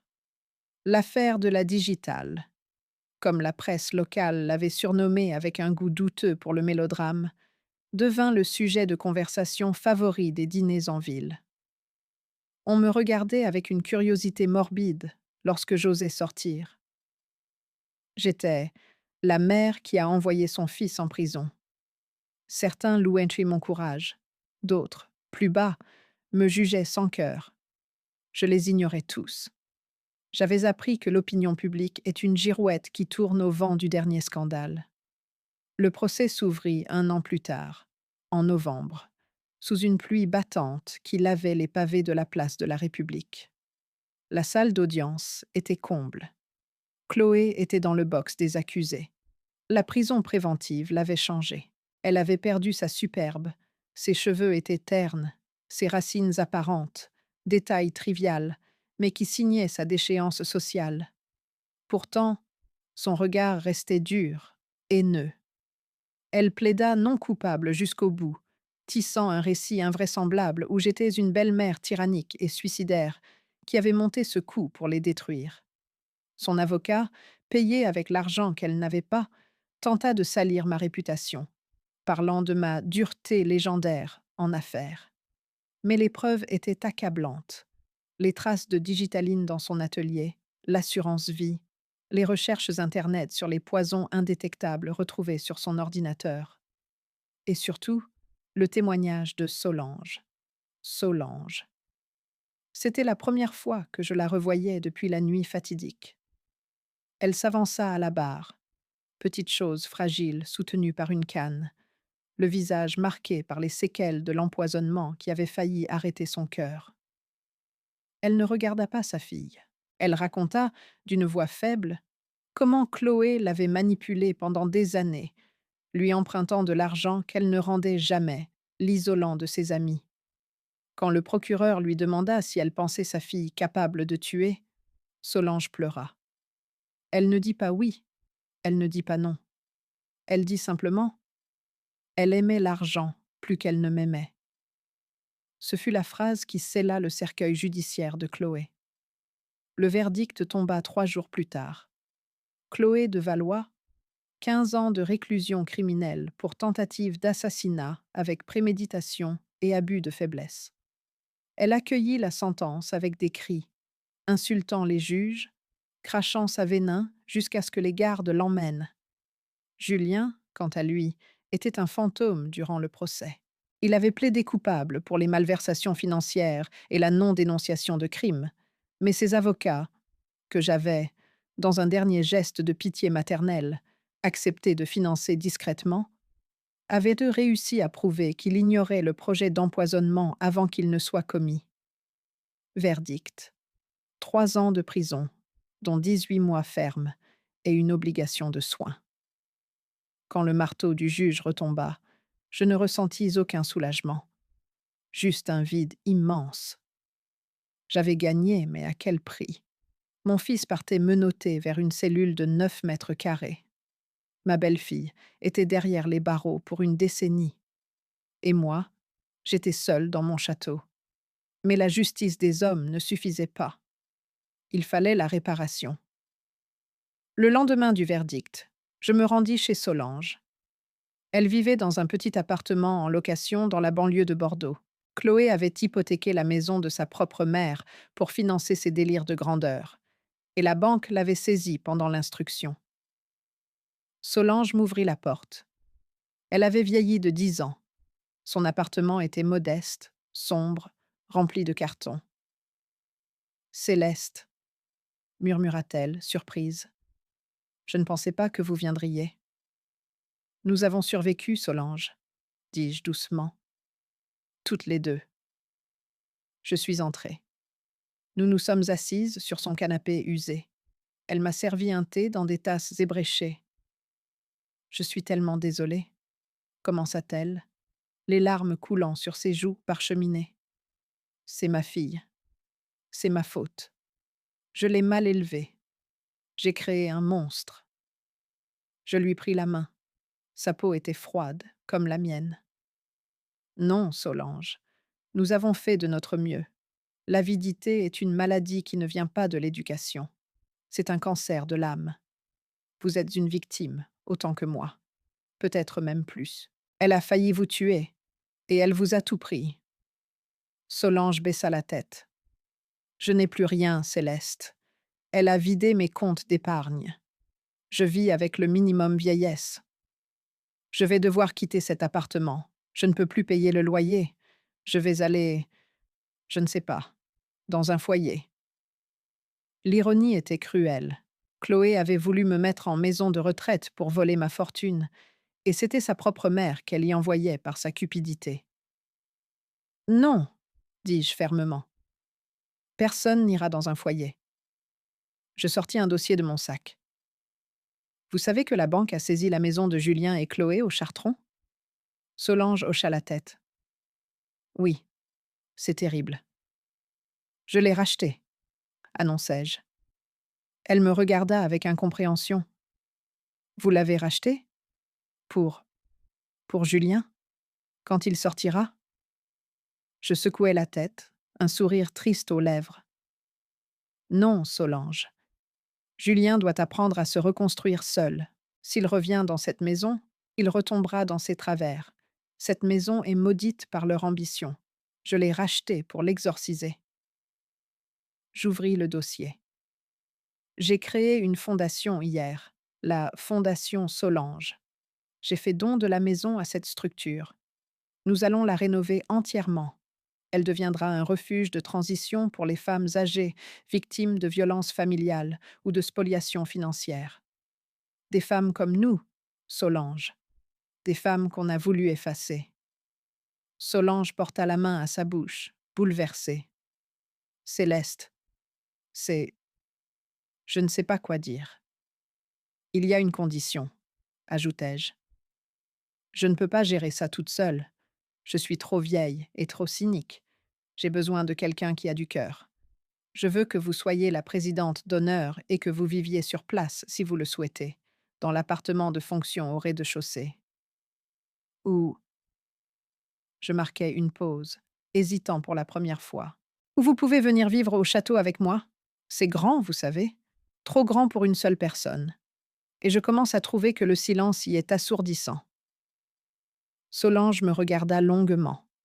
Dans ses yeux, je vis passer la douleur, la honte, puis une lueur de gratitude immense. Nous étions deux naufragés sur le même radeau. Nos enfants nous avaient trahis, mais nous avions trouvé une sœur de douleur. Je ne veux plus être seule, Céleste, avoua-t-elle. Alors faites vos valises. On rentre à la maison. La semaine suivante, Solange emménagea au château de la Roche. Ce fut le début d'une étrange et merveilleuse cohabitation. Nous étions comme deux vieilles guerrières pansant nos plaies. Solange apporta une douceur qui manquait à ma vie rigide. Elle remplit le château de fleurs. Elle jouait du piano, mal, mais avec cœur. Et nous passions nos soirées à refaire le monde, un verre de vin à la main. La rénovation de la maison de Julien devint notre projet commun. C'était une thérapie par la brique et le mortier. Nous avons arraché les papiers peints de luxe que Chloé avait choisis. Nous avons vendu ces meubles prétentieux aux enchères, l'argent allant directement à la fondation, et nous avons transformé ce lieu de vanité en un lieu de sécurité. 6 mois plus tard, nous inaugurions la Maison Solange. Le jour de l'ouverture, je vis Solange couper le ruban, rayonnante, entourée des 3 premières pensionnaires que nous accueillions. Elle avait retrouvé sa dignité. Elle n'était plus la victime d'un empoisonnement, ni la mère d'une criminelle. Elle était une bienfaitrice. En la regardant, je compris que c'était ma véritable vengeance. Non pas la prison pour Chloé, ni la ruine pour Julien. Ma vengeance était d'avoir pris le mal qu'ils avaient dû créer et de l'avoir transformé en bien. Ils avaient voulu la mort et la désolation. J'avais répondu par la vie et la solidarité. Ce soir-là, de retour au château, je reçus une lettre de la prison. C'était l'écriture de Julien. L'enveloppe était froissée. Je restai longtemps à la regarder, posée sur le guéridon de l'entrée. Solange passa près de moi, vit la lettre et posa sa main sur mon épaule. « Tu vas l'ouvrir » demanda-t-elle. Je pris l'enveloppe. Je pensais à mon fils, seul dans sa cellule. Je pensais à l'homme qui m'avait tendu un stylo pour signer ma propre perte. « Non » dis-je. « Pas aujourd'hui, peut-être pas cette année. Il a besoin de temps pour comprendre qui il est sans mon argent. Et j'ai besoin de temps pour comprendre qui je suis, sans être sa mère. » Je jetai la lettre dans le feu de cheminée. Nous regardâmes le papier noircir, se recroqueviller et disparaître en fumée. « Allez, » dis-je en me tournant vers Solange. « Serre-nous un verre. C'est l'heure de célébrer. Nous avons une maison à faire tourner. » La justice avait été rendue par les tribunaux, mais la réparation, la vraie, celle de l'âme, nous l'avions construite nous-mêmes, pierre par pierre. 5 années ont passé depuis le jour où les menottes se sont refermées sur les poignets de ma belle-fille. 5 vendanges. Le temps, dit-on, guérit toutes les blessures. C'est faux. Le temps ne guérit rien, il cicatrise. Il transforme la plaie béante et sanguinolente en une marque blanche, dure, insensible, qui nous rappelle à jamais l'endroit où le couteau a pénétré. Mais avec cette cicatrice vient une nouvelle forme de résistance. La peau est plus dure à cet endroit-là. Le château de la Roche n'est plus le mausolée silencieux qu'il était. Aujourd'hui, c'est une ruche bourdonnante de vie, de projets et de rires. Qui aurait cru que 2 vieilles dames pouvaient faire autant de bruit? Solange et moi sommes devenus ce que les gens du village appellent affectueusement, ou peut-être avec une pointe de crainte, les duchesses. Nous sommes inséparables. Solange a retrouvé une seconde jeunesse, libérée de l'emprise toxique de sa fille. Elle s'est épanouie. Elle gère la maison Solange avec une main de fer dans un gant de velours. Elle, qui avait peur de son ombre, tient tête aux banquiers et aux services sociaux pour défendre ces pensionnaires, ces femmes brisées que nous aidons à se reconstruire. Quant à moi, je n'ai pas pris ma retraite au sens traditionnel du terme. J'ai simplement changé de métier. Je ne gère plus du textile, je gère de l'humain. Julien est sorti de prison il y a 6 mois. Il a purgé sa peine sans faire de vagues. Aux dernières nouvelles, il a trouvé un emploi de jardinier paysagiste dans une commune à 50 kilomètres d'ici. Il vit dans un studio meublé. Il a perdu ses costumes de marque, sa Porsche et ses illusions de grandeur. On me dit qu'il a les mains calleuses et le visage bruni par le soleil. Peut-être que le travail de la terre lui apprendra enfin la valeur de l'effort, celle que j'avais échoué à lui inculquer avec mon argent. Il m'écrit. Une lettre par mois, le premier du mois. Une enveloppe simple, bon marché. Je ne les ouvre pas.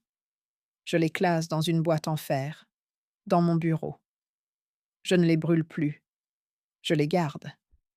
Peut-être qu'un jour, quand je serai prête, ou peut-être après ma mort, quelqu'un les lira. Mais pour l'instant, je ne peux pas. Le pardon est un luxe que je ne peux pas encore me payer. Ma sécurité mentale et émotionnelle dépend de cette distance. J'ai appris qu'on peut aimer quelqu'un tout en lui fermant sa porte à double tour. C'est la leçon la plus dure d'une vie de mère. Chloé est toujours incarcérée à la maison d'arrêt de Gradignan. Elle a fait appel, a perdu, s'est pourvue en cassation, a perdu. Elle vieillit entre 4 murs. Je ne pense jamais à elle. Elle est devenue une abstraction, un mauvais rêve dissipé par le matin. Mais de ses cendres, une fleur inattendue a poussé. Valérie, ma petite fille, la fille de Julien et Chloé. Elle avait 13 ans au moment du drame. Elle a été placée en famille d'accueil pendant le procès, tenue à l'écart du scandale autant que possible. Le jour de ses 18 ans, elle a frappé à la porte du château. J'avais peur de la voir. J'avais peur de voir les yeux de Chloé ou la faiblesse de Julien dans son visage. Mais quand j'ai ouvert, j'ai vu une jeune femme droite, le regard clair, terrible de lucidité. Je sais ce qu'ils ont fait, m'a-t-elle dit sur le perron. J'ai lu tout le dossier. Je ne veux rien avoir à faire avec leur héritage moral. Je veux juste savoir si j'ai encore une grand-mère. Nous avons pleuré ensemble ce jour-là. Valérie n'est pas comme eux. Elle a vu le monstre de près et elle a choisi la lumière. Elle est étudiante en médecine maintenant. Elle veut sauver des vies, peut-être pour compenser celles que sa mère a voulu prendre. J'ai modifié mon testament une dernière fois. Il n'y aura pas de millions versés en vrac qui corrompent l'âme. Ma fortune est placée dans un trust éducatif et philanthropique. Valérie aura ses études payées, un logement et de quoi démarrer dans la vie, mais elle devra travailler. Le reste ira à la Fondation Solange et à la recherche médicale. Plus personne ne deviendra riche en attendant ma mort. Ce soir, le soleil se couche sur la Garonne, inondant la terrasse d'une lumière dorée, presque liquide. Je suis assise dans mon fauteuil, en rotin. Solange est à côté de moi, en train de tricoter une écharpe pour l'une de nos pensionnaires, fredonnant un air d'opéra. Je tiens une coupe de champagne à la main. Du vrai champagne, millésimé, que j'ai ouvert moi-même. Je regarde les bulles remonter à la surface, hypnotiques. J'ai 75 ans. J'ai des rides. Mes articulations me font parfois souffrir quand le temps change, et je fatigue plus vite qu'avant. Mais je n'ai jamais été aussi puissante. Ils ont cru que la vieillesse était une faiblesse, une porte ouverte vers la vulnérabilité. Ils se sont trompés. La vieillesse, quand on l'embrasse, est une armure. On n'a plus rien à prouver, plus rien à perdre. Et on voit venir les loups de très loin, car on en a déjà tué beaucoup. Je lève mon verre vers le soleil couchant. À nous, Solange, dis-je. Elle lève le sien, ses yeux pétillants de malice. À nous, Céleste, et aux survivantes. Nous buvons. Le liquide est frais, piquant, délicieux. Il a le goût de la victoire. Il a le goût de la vie. Je regarde mes vignes. Les ceps sont vieux, noueux, tordus par les années et les tempêtes. Mais ce sont eux qui produisent le raisin le plus sucré, le vin le plus complexe et le plus cher. Je suis une vieille vigne, et je n'ai pas fini de donner du fruit. Mesdames et messieurs, chers amis, notre histoire au château de la Roche touche à sa fin. Mais je sais que pour beaucoup d'entre vous, les thèmes que nous avons traversés résonnent bien au-delà de la fiction. Nous avons parlé de trahison, d'argent, de la douleur inimaginable d'être blessé par sa propre chair. Mais nous avons surtout parlé de résilience, de cette capacité incroyable que nous avons, même à 70 ans, même quand tout semble perdu, de nous relever, de dire non et de reprendre le contrôle de notre destin. Si l'histoire de Céleste a fait vibrer une corde sensible en vous, si elle a réveillé un souvenir, ou si elle vous a simplement donné du courage, je vous invite chaleureusement à vous abonner à la chaîne. En cliquant sur la cloche, vous ne manquerez aucune de nos prochaines histoires, ces récits de vie qui nous rappellent que nous ne sommes jamais seuls face à l'adversité. Et avant de nous quitter, j'aimerais vous poser une question, une vraie. À la place de Céleste, auriez-vous pu pardonner à Julien? Pensez-vous que le lien du sang justifie une seconde chance? Ou croyez-vous, comme elle, que certaines lignes franchies ne permettent aucun retour? Prenez un court instant pour laisser votre avis en commentaire.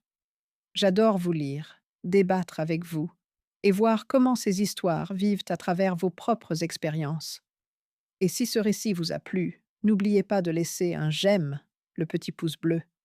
C'est le meilleur moyen de soutenir notre travail et de faire voyager ces histoires vers d'autres cœurs qui ont besoin de les entendre. Merci infiniment pour votre écoute, votre fidélité et votre bienveillance. Prenez soin de vous et n'oubliez jamais, tant que vous tenez le stylo, c'est vous qui écrivez la fin de l'histoire. Je vous souhaite une douce nuit ou une journée remplie de lumière.